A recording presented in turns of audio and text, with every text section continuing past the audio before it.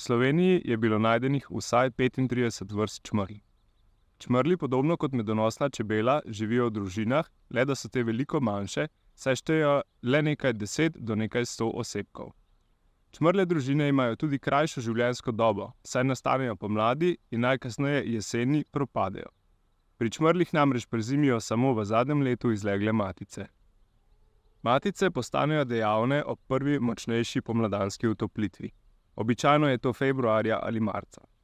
Poiščejo si primerno mesto za gnezdenje, največkrat je to v ali na tleh, in same poskrbijo za prvo generacijo delavk. Družina na višku razvoja razvije nove matice in samce. Matice po parjenju zapustijo gnezdo in prezimijo nekje drugje, največkrat je to v tleh. Čebele samotarke živijo samotarsko, kar pomeni, da vsaka samica sama poskrbi za svoj zarod. V Sloveniji je bilo najdenih več kot 500 vrst čebel samotark.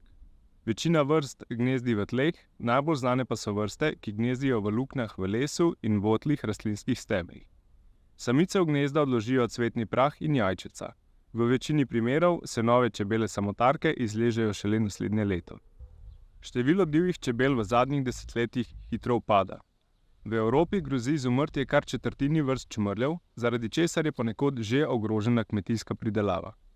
Čeprav število medonosnih čebel v Evropi narašča, to izgube divjih opraševalcev ne more nadomestiti, saj ima medonosna čebela pri opraševanju nekatere omejitve. Opraševalci za preživetje potrebujejo hrano, prostor za gnezdenje in zdravo okolje. Najpomembnejši vir njihove hrane so pisani cvetoči travniki, ki pa jih je danes vse manj. Izginjajo zaradi vse bolj intenzivnega gnojenja ter zgodnejše in pogostejše košnje. Travniki so tudi pomemben prostor za gnezdenje, a danes veliko gnezd zaradi strojne košnje propade. Mejic, kjer bi bila gnezda bolj varna, pa je vse manj. Za opraševalce so nevarna tudi številna fitofarmacevtska sredstva.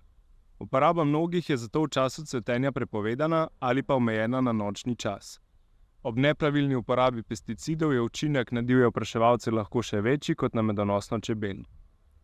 Pri čmrljih, na primer, v času cvetenja sadnega drevja cvetove oprašujejo matice. Če se te zastrupijo, posledično propade celotno gnezdo.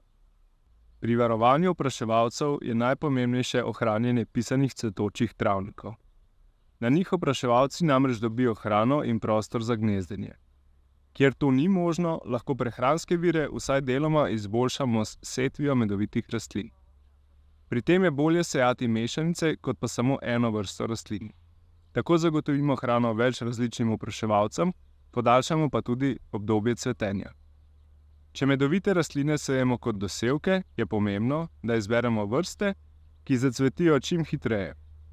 Na njivah so pomemben vir hrane tudi mrtve koprive.